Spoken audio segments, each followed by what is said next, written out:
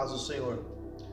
O Brasil passa por uma das mais severas crises da sua história e no mês de outubro será escolhido o novo mandatário da nação, bem como deputados, senadores e governadores dos estados. Nós vemos que o Brasil está dividido entre extrema-direita ou esquerda. Mas o que isso significa? Mas qual é o papel do cristão dentro desse cenário político?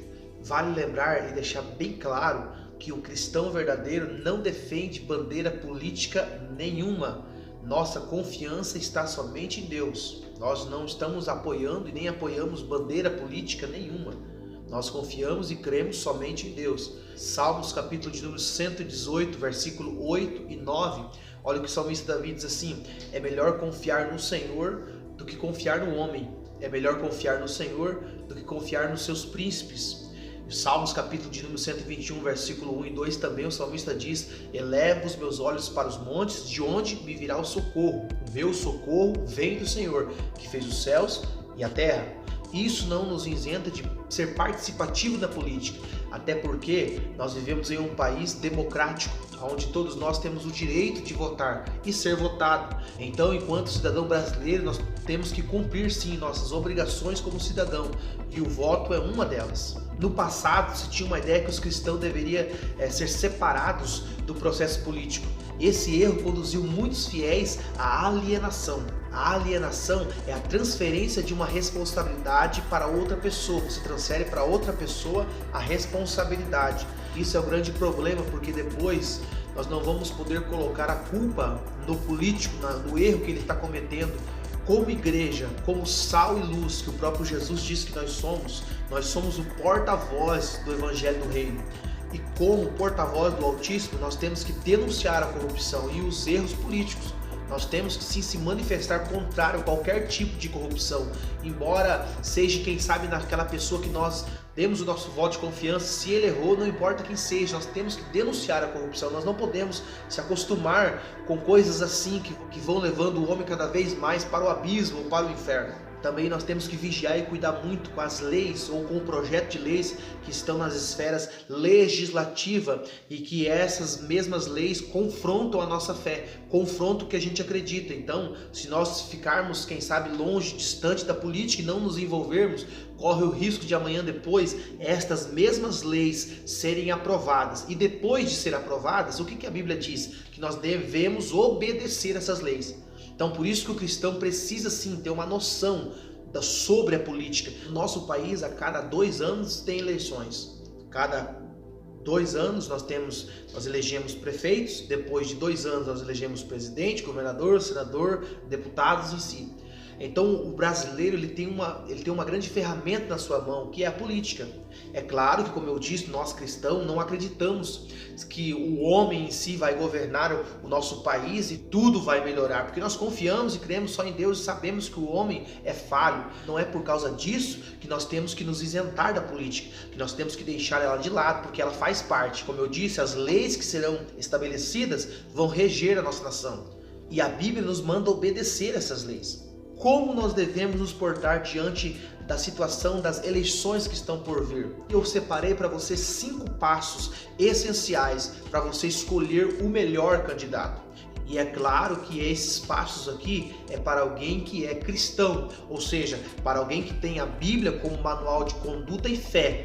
A Bíblia, ela nos dá a diretriz do que nós temos que fazer. Por exemplo, nós não podemos simplesmente por apoiar o candidato quebrar um princípio bíblico. Nós não podemos, por apoiar um partido político, nós desprezarmos o que a Bíblia diz a respeito de tal tema. Primeiro, nós não podemos votar apenas por ser obrigatório. Muitas pessoas vão nas urnas para votar porque simplesmente é algo que ele tem que votar. E por que não dizer que muitas pessoas votam em branco ou votam em nulo? E aí nós precisamos voltar à alienação, que é quando você transfere a responsabilidade para o outro. Ou seja, quando você vota em branco ou quando você vota em nulo, você passa a responsabilidade sua para outra pessoa. Ou seja, no que a maioria escolheu, aquele vai vencer.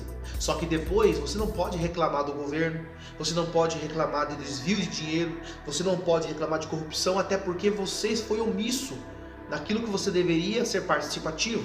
Então o voto branco e o voto nulo não serve para nada. Então você precisa tomar posição, você precisa escolher alguém que acredita nos mesmos potenciais que você acredita, alguém que defende as mesmas coisas que você defende. Se nós não fizermos assim, infelizmente, nossos próximos governantes serão ímpios, serão pessoas que não creem em Deus, pessoas que não creem na igreja e vão acabar eles fazendo leis que vão, sim, prejudicar a igreja do Senhor.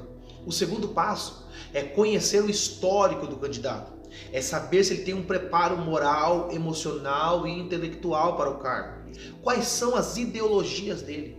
Como eu disse, nós cristãos temos a Bíblia como nosso manual de fé e prática. Então você votar num candidato que, por exemplo, é a favor do aborto, um candidato que é a favor da ideologia de gênero, um candidato que é a favor da união estável de duas pessoas do mesmo sexo, você estará quebrando um princípio bíblico. Então por isso que é fundamental. E nós temos visto aí nas eleições passadas, candidatos que, por exemplo, quando foram perguntados a respeito do aborto, não se posicionaram, ou alguns deles se diziam cristão, mas quando foi perguntado a esse respeito, para não ficar mal com uma classe de pessoas, simplesmente a pessoa, ela conversou e disse que não é a favor e nem contra. Então essas pessoas que não se posicionam ou que se posicionam contrário ao que nós cremos, não podem ser contadas como candidatos para nós que só servimos a Deus. Porque, como eu disse no início, nossa confiança está em Deus. E qualquer candidato que leva o povo a quebrar princípios cristãos não é o candidato correto. Então esse segundo ponto é muito importante. Por isso, você precisa conhecer o seu candidato, quais são as suas ideologias, o que ele está defendendo. E o terceiro passo é votar de maneira livre e não por indicação.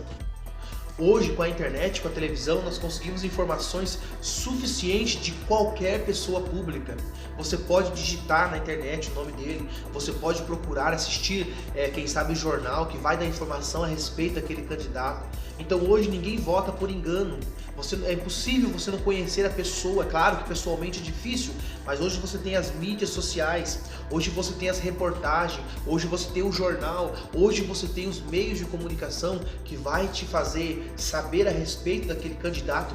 Você vai saber se ele é uma pessoa boa, o que ele acredita, como que é a sua família. Tudo isso aqui você vai conseguir ter acesso hoje através das redes sociais. Você precisa saber quem é esta pessoa, porque a responsabilidade aqui é sua. Você precisa conhecer. E o quarto passo é não votar por afinidade ou simpatia. Muitas pessoas olham para o candidato na televisão, mas esse aqui é bonitinho, esse aqui é ajeitadinho, vou votar nesse aqui, parece que é uma pessoa boa. Como eu disse no tópico anterior, conheça quem ele é. Só ter simpatia ou afinidade não basta, porque no tempo de política, no tempo de eleição, todo candidato é gente boa, todo candidato é honesto. No tempo de eleição, você vê os candidatos andando nas ruas dos bairros, você vê os candidatos pegando criança no colo, você vê os candidatos entrando, quem sabe, no comércio, comendo pastel junto com o povo, você vê os candidatos, e infelizmente, nós precisamos falar disso, no tempo de política, até na igreja eles vão. Pessoas que não proferem a mesma fé que a gente, pessoas que não creem em Deus como nós cremos, mas aí no tempo de política sobem nossos púlpitos, dão palestra em nossos cultos, falam de Deus como se conhecessem Deus, e nós não podemos mais nos deixar ser enganados. Esse monte de gente só tem acesso à igreja, só podem usar esses lugares dentro da igreja porque nós cristãos estamos abrindo brecha. Isso não quer dizer que nenhum candidato possa estar em nosso meio. Claro que sim, porém eles não são melhores do que ninguém. Eles precisam ser tratados dentro da igreja como qualquer outro. Não há dentro da igreja prioridade para ninguém. Ninguém pode usar-se da igreja para se autopromover. Nós precisamos ter esse controle, porque em tempo de política aparecem muitas pessoas que se dizem políticos e cristãos, mas acabou o tempo político, eles desaparecem. Vê se você enxerga um deles depois de que acabou a campanha eleitoral.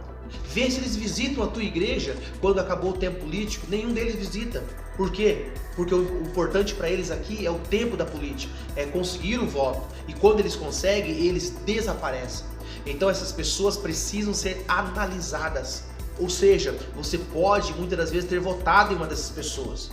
Você cometeu, quem sabe, você foi precipitado ou votou em alguém que você achou que faria a diferença. Mas se aquela pessoa não correspondeu aos ideais, se ela não correspondeu com o que lhe foi solicitado, simplesmente na próxima eleição você tem a opção de votar em outra pessoa. É isso que nós precisamos entender. Não quer dizer que você votando em alguém, aquela pessoa fará tudo certo. Não. mas nós temos que escolher o melhor qualificado para o cargo em questão. E quinto passo, e não menos importante, é você conhecer a ideologia e os princípios do partido do candidato. E aí eu preciso dar um alerta para você a respeito dos partidos que têm a sigla cristão. Na sua maioria, eles não são nada de cristão. Eles não têm princípios e não têm valores cristãos. É simplesmente colocada a sigla cristão já com uma farsa para conseguir mais voto de pessoas crentes. Até porque nós somos 41% da população brasileira. Então, colocando ali um partido cristão, a pessoa vai olhar e dizer, não, esse aqui é partido cristão, então eu vou votar nisso aqui. E não se engane, meu irmão, não tem nada de cristão nesses partidos, não. A maioria deles não defende os valores bíblicos, por isso você precisa analisar cada um. E por que analisar o partido político? O partido político tem um grande poder sobre o candidato. Você votou em alguém, você elegeu alguém, agora o partido político em decisões polêmicas, como decisão como, por exemplo, o aborto, como casamento, são projetos polêmicos, agora não vai valer muito a opinião do seu candidato. Porque agora o partido político ele vai se juntar com o candidato e ele sim vai indicar se ele vota a favor ou vota contra. É por isso que nós precisamos analisar não só o candidato, mas como o seu partido político. Se o partido político é contra os princípios bíblicos, com certeza, quando sair um projeto de lei para ser votado contra ou a favor da família, eles vão votar contra a família. Por quê? Porque a ideologia do partido é essa, eles defendem isso. Então nós precisamos ter muito cuidado. Então por isso, irmão, eu quero passar aqui para vocês princípios. Eu sei que, como eu falei, nós confiamos em Deus, mas como cidadão brasileiro nós temos que votar. E nós não podemos nos isentar desta função. Nós não podemos ser alienados, deixar que outro resolva. Nós não podemos brigar por política. Até porque nós defendemos uma bandeira, é a bandeira da fé. Nós defendemos apenas o Evangelho de Cristo. E enquanto cidadão, nós precisamos votar conscientemente. Por isso, pense bem antes de você votar. Se você achar por bem, pega esses 5 princípios aqui e comece a adotá-lo. Comece a partir de agora já começar a analisar cada um dos candidatos, daquele que você vai dar o seu voto de confiança. Por isso, meu irmão, você que é homem e mulher de Deus, pense muito bem, porque nós vivemos dias difíceis e a igreja tem um grande poder. A igreja não foi chamada para ser influenciada, a igreja foi chamada para influenciar. E que esta nação reconheça o poder que a igreja tem, porque a igreja ainda luta por princípios e valores que são imutáveis, que estão na palavra de Deus. Que Deus em Cristo Jesus te abençoe. Compartilha esse vídeo aí com teus amigos. Se você não é inscrito, se inscreve no nosso canal aí e nos ajude a divulgar a palavra de Deus. E que Deus em Cristo Jesus te abençoe.